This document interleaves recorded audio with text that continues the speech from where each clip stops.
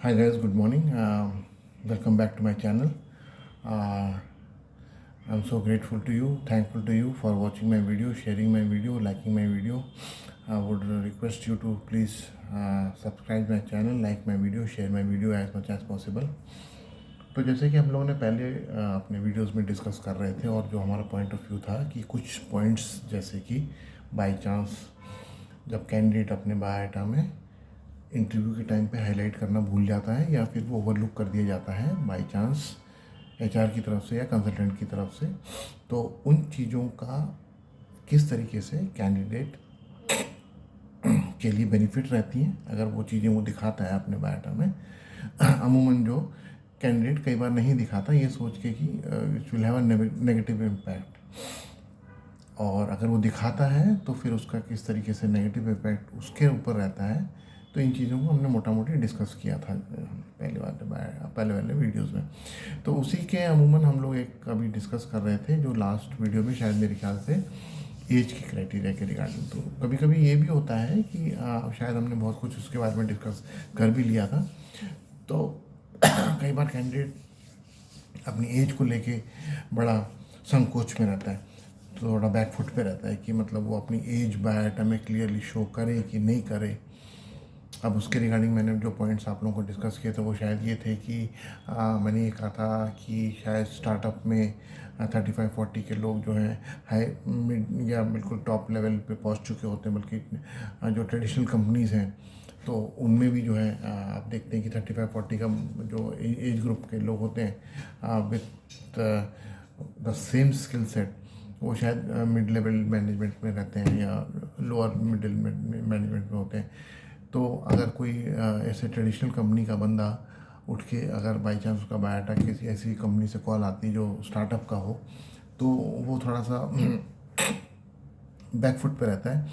ये सोच के कि मैं अपना यहाँ पे एज दिखाऊं तो would it be very fine और not be very fine. But just think from the point of view of company, ये स्टार्टअप कंपनी है या यूनिकॉर्न है जिसने आपको कॉल किया है, और ये आपको कॉल कर रही है, और आपका अगर एज ग्रुप उनको पता होता है तो obviously they are very much comfortable hiring you ना सीनियर पोजीशन एज वेल, क्योंकि उनके में 35-40 का बंदे को एक सीनियर पोजीशन पे देखना is a very common thing. वहाँ पे कल्चर चलता है। तो आप शायद इतने सहज रह सकते हैं लेकिन company would be very fine, उनके लिए फाइन रहता है। अब यही चीज़ हम उल्टा देखते हैं, उल्टा देखने इन द सेंस अगर कोई स्टार्टअप में काम कर चुका है 35-40 का सीनियर पोजीशन पे, और अगर उसको एक कॉल आती है किसी एक ट्रेडिशनल कंपनी से और वो 35-40 का बंदा अगर उसकी हायरिंग हो भी जाती है सोचो, तो वो जाके ऐसे लोगों के साथ में बैठता है जो कि उससे काफ़ी सीनियर होते हैं एज में, और उनके बराबर जाके बैठ के वो काम करना स्टार्ट करता है क्योंकि उसका एक्सपीरियंस वगैरह उस जो स्किल सेट होता है वो उसको उस चीज़ के लिए is very comfortable doing that job. तो अब ये कैंडिडेट के ऊपर भी डिपेंड करता है कि वो इस चीज़ को कैसे लुक फॉरवर्ड करते हैं, क्योंकि अगर आपके साथ में काम करने वाले आपके एज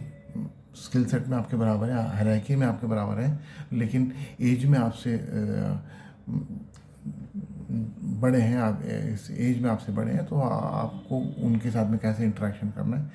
तो इन चीज़ों को लेके भी एम्प्लॉय को थोड़ा अपने डेवलप करना पड़ता है, अपने हिसाब से उसको थोड़ा सा संजीदा होना पड़ता है। तो मोटा मोटी जो हम लोग पहले अपने वीडियोस में डिस्कस कर चुके हैं कि एक तो हम लोगों ने डिस्कस किया था सैलरी के बारे में, फिर हमने डिस्कस किया था हॉबीज़ के बारे में, और फिर अभी हमने देखा एज क्राइटेरिया के बारे में। तो ये सब चीज़ें होती हैं जो जनरली कोई कैंडिडेट अपने बायोडाटा में इतने सहज होके चीज़ों को नहीं लिखता, और कभी कभी ये चीज़ें ओवरलुक हो जाती हैं एचआर की तरफ से, या कैंडिडेट भी प्रॉपर्ली उनको हाईलाइट नहीं कर पाता संकोच की वजह से, या फिर due to any other reason, और उसका खामियाजा फिर क्या होता है कि कभी कभी दोनों को ही भुगतना पड़ता है। Sometimes the company also lose a very bright candidate, and company candidate obviously if you are getting hired to a good company but due to something which you want to just not show तो अगर आप नहीं दिखाते तो then you also pay the price of not doing the same thing. Now, another point that crosses my mind when I am doing research tempo reading with you is अगर कोई किसी का कुछ आउट ऑफ द वे जाके जैसे corona के बाद में हम लोगों ने बहुत देखा है कि लोगों के बीच में गैप्स बहुत हैं बायोडाटा में, ठीक है ना. तो जनरली जो कैंडिडेट होते हैं उनको they have to prepare themselves well, you know, because बोलने को तो हम बोलते हैं कि गैप्स के साथ में हम कैंडिडेट को हायर करेंगे और इट्स फाइन अगर गैप है कंपनी उसके बायोडाटा में. बट आप देखें किसी भी बहुत सी इंडस्ट्रीज है, मैं एक नाम ले सकता हूँ जहाँ पे आपका गैप होता है तो शायद आप फर्स्ट राउंड में आउट हो जाते हो, ठीक है ना. तो ये सब सुनने में बोलने में बातें अच्छी लगती हैं कि हाँ we encourage candidates we with gaps also we are very much comfortable इस तरीके से, लेकिन ऐसा ट्रेडिशनल कंपनीज में तो बिल्कुल भी नहीं चलता, ठीक है ना. When I say traditional companies I mean to say जो कि स्टार्टअप्स नहीं हैं या फिर जो ऐसी कंपनी जो पिछले 10-15 साल में एग्जिस्टेंस से 10-15 साल से पहले एग्जिस्टेंस में नहीं थी, जो कोर इंडस्ट्रीज होती हैं जो अभी आई हैं, जो अभी पिछले 5-6 सालों में आई हैं, उनके लिए they might be comfortable, they are actually very very much comfortable. ये इंडस्ट्रीज़ वो कंफर्टेबल होती हैं जो आपके गैप्स के साथ भी आपको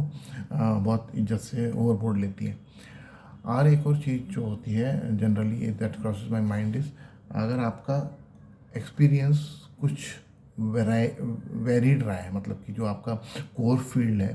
कोर फील्ड से हट के भी आपका कुछ साइड में आपने कुछ किया है कुछ टाइम के लिए, ठीक है ना, और वो टाइम रहा है लॉन्ग, तो आप उसको कैसे शो करते हैं. क्या आप उसको गैप की